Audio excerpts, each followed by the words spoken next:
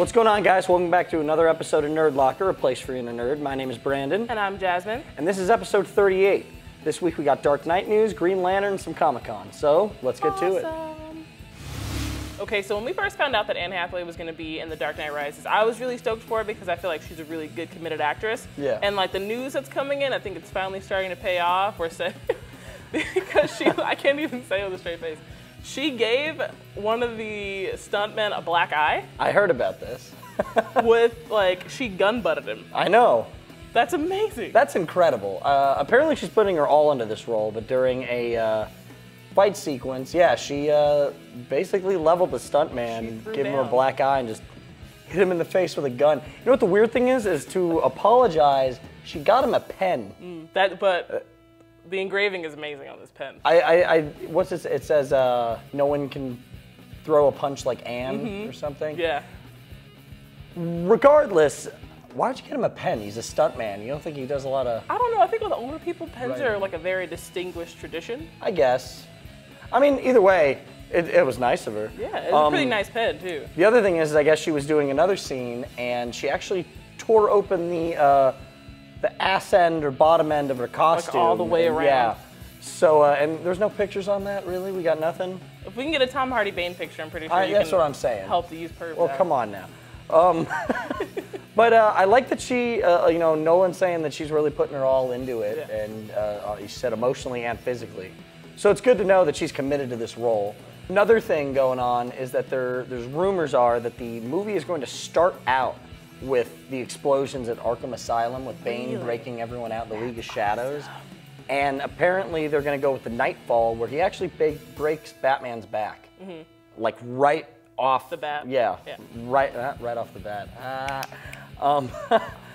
No, I just love how just straightforward like the story is going to be. Just that would be pretty awesome to see too, because you're going I'd to have love a to laid see up him Christian just pick Bale up and pile drive. Oh man, that'd be cool. But then like also because we've been wondering how Christopher Nolan's going to incorporate all these other really good actors. Yeah. With these small roles, so clearly that's how he's going to do it. If Christian Bale is going to be laid up for a portion of the movie, then it'll be sort of him and Alfred, and then Joseph Gordon-Levitt and Bane running around doing things. That makes more sense. That makes more sense to have a Catwoman. With Catwoman and Joseph Gordon-Levitt if Batman's out. Good. It's just you can't do wrong. Oh.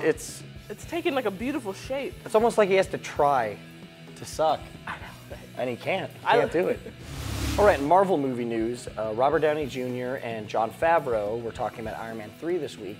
For those of you that don't know, Jon Favreau is just going to be a consultant for 3. Shane Black is still writing and directing it.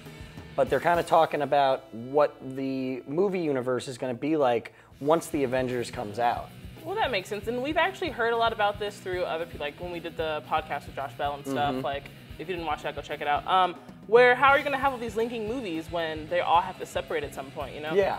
But for people who read comics, it's easy because you can just have a separate universe or have their own storyline that they do individually and their team story.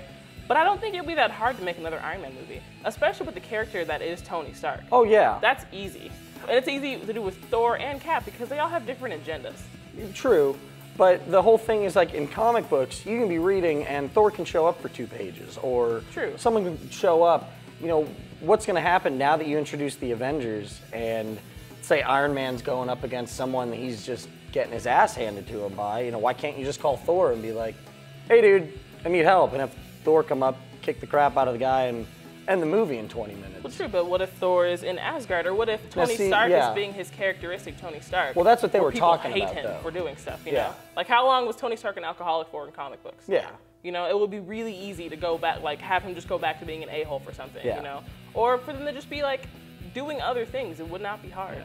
Well, that's what they were talking about, though, is kind of, they're setting something up so that you can still have an Iron Man movie and not sit there and wonder going, is Cap going to show up? Like, why aren't the Avengers here? And just because they're not, they can all have little, they'll obviously have little cameos, you know? I don't know. I feel like after Avengers, you might just stick to the character. I'm sure there will be references, but I really think an Iron Man movie is going to have Iron Man and War Machine. Well, that'd be great, though. I think that, like, say Tony Stark, like, opens the paper and it's like, Steve Rogers is often blah, blah, blah, doing blah, blah, blah. Like, oh, no, that would be... Boom, problem solved. And for the most part, any of the other characters that are Avengers really don't have the sort of MOs where they can just pop in and out. On another note, Robert Downey Jr. did say that he is completely impressed by what Joss Whedon is doing with the Avengers movie. So I'm not surprised about that. He's really great for teams. Yeah, So. well, definitely have some hope there with that movie. Yeah. So. Okay, so this is something we've heard in the past, but Warner Brothers is kind of looking to fill the void once Harry Potter's done with these DC movies. But they haven't quite figured out the formula yet in the form of price range, saying that Green Lantern costs $300 million to make, which is insane. That's awful. Like, that's incredible. That much on a movie. I don't even know what to say. But Well, I mean, other movies merit that much money, yeah. Well, but I don't think Green Lantern will. no. You know what I mean? It's sort of But a they're really quality looking thing. for more DC hero movies to kind of fill the void of this Harry Potter thing. And they could really take, note from Marvel because they actually have this figured out. I would say fairly the well. formula Yeah. for these movies with the money and stuff. They got rid of Terrence Howard at the end of Iron Man 1 because he wanted too much money. He was the highest paid actor in Iron Man 1.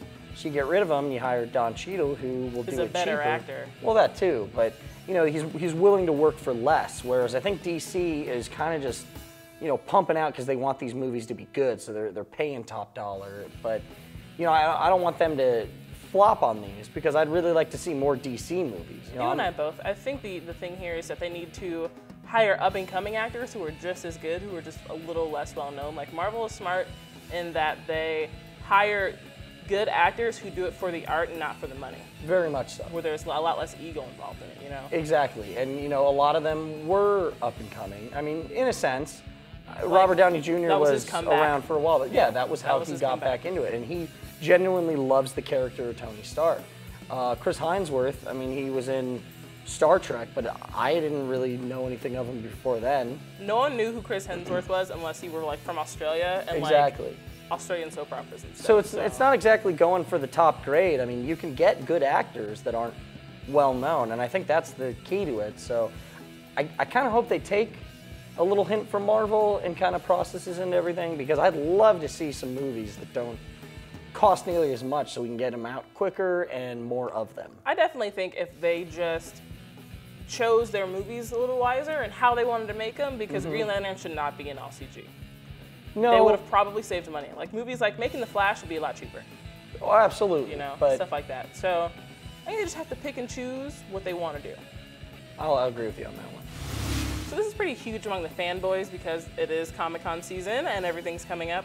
A lot of the big movie studios that usually preview like trailers and screenings and have like some of the actors at the con are not going to be there. Like Disney and Sony and the Weinstein Company and DreamWorks. Yeah, Marvel Studios actually won't be here this year either, which kind of makes me happy because it's still called Comic-Con. At the end of the day, it is a comic book convention. True. And yeah, you love the movies. I went one year, it was the year before The Watchmen came out, and they had a bunch of props and stuff like that, and that's cool to see.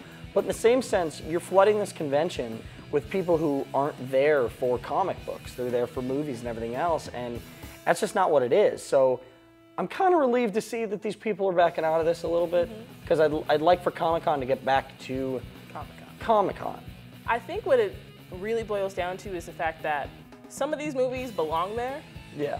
but at the same time, they've oversaturated this market with things that are not true to what we were originally going there for. Exactly. You know what I mean? And that bugs me, like Twilight shouldn't be there, and like Stupid People's No, Romantic Comedy there's shouldn't be no- there, but Captain America should be there. Yeah. Green Lantern should be there. Well, it's a comic book convention. Exactly. You want to see those movies. I want to see and comic stuff. movies. I don't want to see any like vampires and aliens and who whatever. You know what I mean? Exactly. That's what bums me out. But at the same time, I think this is a good step in the right direction because maybe eventually, say when Comic-Con might leave San Diego or any of those things, we will get back to how it used to be. Yeah. And it was actual artists. Well, you know going what's so wrong with a convention with the studios, with the movies and the TV shows and all this new stuff?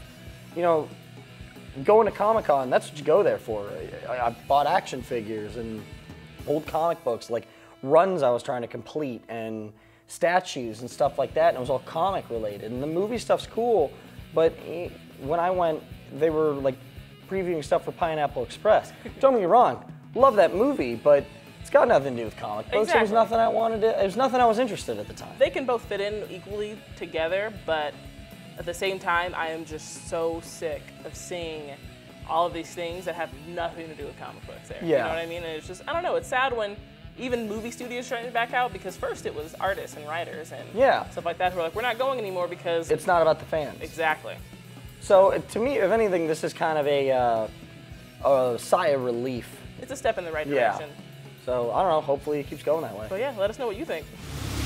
So English actor Sean Bean, he's in Game of Thrones, he was in Lord of the Rings, National Treasure. Love that movie. Actually got in a bar fight this week in England, a pub fight in England this week for defending a model he was with. I guess no one was really a witness to the fight, but he ended up with a black eye, big old scraped arm, because someone was heckling him and this model he was with. So he actually went outside, altercation happened, walked back into the bar where he's a regular at. They fixed him back up and then he asked for a beer. That's fantastic. What a badass. That is how you do it. That is what like a badass.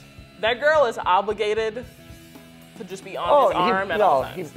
He got laid. Period. But what I want to like, he probably didn't. I mean, he walks in. I guess they broke a beer bottle, cut up his arm. But the other guy didn't come back in. So I take it, he got the crap kicked out of him. So way to go, buddy. You're a badass. Right? Chivalry is not dead. Hey guys, Bobby here with my pick of the week, and it's going to be Freaks and Geeks the entire season. I just finished it up. It is amazing. It is definitely one of my favorite television shows. It has the entire acting cast that runs Hollywood right now. You get James Franco, Jason Segel, Seth Rogen. There's so many good cast members in this, and plus you get to see a whole bunch of actors that you know now that weren't big characters in this series, but you know them now. Like Rashida Jones was in it. Ben Foster was in it. Shia LaBeouf was in it. You have to check out this show if you don't know it. Hey there, nerds. Steven here with my pick of the week. It's the 20th anniversary of Teenage Mutant Ninja Turtles 2: Secret of the Ooze, so that's my pick of the week. It has the whole video on YouTube, so you don't even have to worry about having it. You have to watch it. This is a monumental film in the history of nerddom. I love this movie. I think it still holds up. And other people may debate it, but don't worry. They're wrong. It's beautiful. Go watch it. Jim here with my pick of the week. It could be none other than the Dallas Mavericks. Cavs for Mavs. Hey guys, it's Cubby with my pick this week. Now my pick is a show that's been on already for a little while. I think the season finale just went, but I was watching on Hulu, so it doesn't matter. But Workaholics is probably my new favorite show. The characters are ridiculously hilarious. One of them just doesn't care. One of them cares too much, and one of them's just a prick. And it's hilarious. It's a stoner comedy, but not really. It's kind of everything. They just don't give a crap, and it's hilarious. For sure, one of my favorite shows ever. And if you watch the show, you'll totally get that joke, because I want a bear suit now. So find that for me, because Cubby needs a bear suit. Workaholics, Comedy Central. What's going on, guys? Brandon here, and my pick this week is the new CD from the Wonder Years, Suburbia, I've Given You All, and Now I'm Nothing. This is one of my favorite pop-punk bands. It's a really solid CD. You guys should pick it up. Hey there, nerds. Jasmine here with my pick of the week, and it is actually a softcover trade paperback. And a lot of you are like me, where you don't read hardcovers and sometimes you miss things when they're in single issue. This is definitely a book that I didn't get to pick up that I'm stoked about now. And it is the new Batwoman series. It probably has some of the most fantastic writing and the greatest art in the DC universe, and it is a wonderful book. So you definitely need to check it out.